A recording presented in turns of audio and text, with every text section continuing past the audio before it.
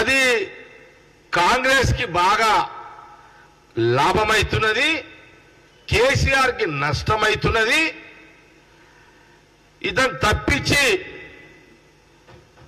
నోరు మెదపని ఒక dummy candidate పెట్టాలని కిషన్ రెడ్డిని కేసీఆర్ ప్యాకేజీలో కిషన్ రెడ్డి గారు బీజేపీ ప్రెసిడెంట్ అయ్యిండు. ఇది కాంగ్రెస్ పార్టీ విమర్శ కాదు, ఇది బీజేపీ కార్యకర్తలు అంటున్నమాట. కేసీఆర్ ప్యాకేజీలో బండి సంజయ్య దిగిపోయిండు, కిషన్ రెడ్డి గారు ప్రెసిడెంట్ అయ్యిండు. అమిత్ షా ఏ చిట్టి రాసి పంపిస్తాడో అదే కిషన్ రెడ్డి గారు మాట్లాడతారు. ఇక్కడ బీజేపీ కార్యకర్తలు నాయకులు అందరూ కూడా పరిశాన్ అయిపోయారు. ఇది పరిస్థితి. దీనికి జవాబు కిషన్ రెడ్డి ఫస్ట్ చెప్పు.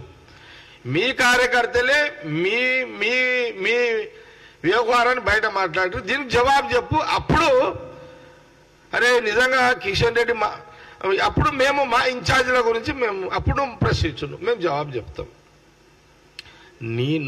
నీళ్ళే నీకు చక్కగా లేదు, నీ సంసారమే నీకు చక్కగా లేదు, నీ పార్టీది. నీ దగ్గర పెద్ద పెద్ద ప్యాకేజీలు నడుస్తున్నాయి. ఎవరు ఊహించకపోవచ్చు బండి సంజయ్ తీసేసి కిషన్ రెడ్డి గారిని పెడతారు అని చెప్పి. కాబట్టి కాంగ్రెస్ పార్టీని అన్నాడు కాదు, ఫస్ట్ మీ పార్టీ మీది మీరు ఆత్మవిమర్శ చేసుకోండి మీరు. కాబట్టి మీకు మా ఠాకూర్ గారి మీద, థాకరే గారి మీద, దీపా మున్షి గారి ముగ్గురు ఇన్ఛార్జీల మీద, ఇప్పుడు ప్రజెంట్ ఇన్ఛార్జి మీద కూడా నైతికంగా మీకు కిషన్ రెడ్డి గారికి విమర్శించే హక్కు లేదు. ఇది కాంగ్రెస్ పార్టీ తీవ్రంగా ఖండిస్తుంది. ఫస్ట్ నీ బురద కడుక్కో. టన్నుల బురదున్నది నీ దగ్గరనే, అది కడుక్కో అని నేను కిషన్ రెడ్డి గారికి సూచన చేస్తున్నా. ఇంకోటి ఏదన్నారు, అది మళ్ళీ చెప్తా నీకు. నువ్వేదో అడిగినావు రాకేష్, ఏందది? ఏది అడగాలో కూడా తెలుస్తలేదు మీకు. ఏమన్నా ఎవరు మాట్లాడారు? ఇది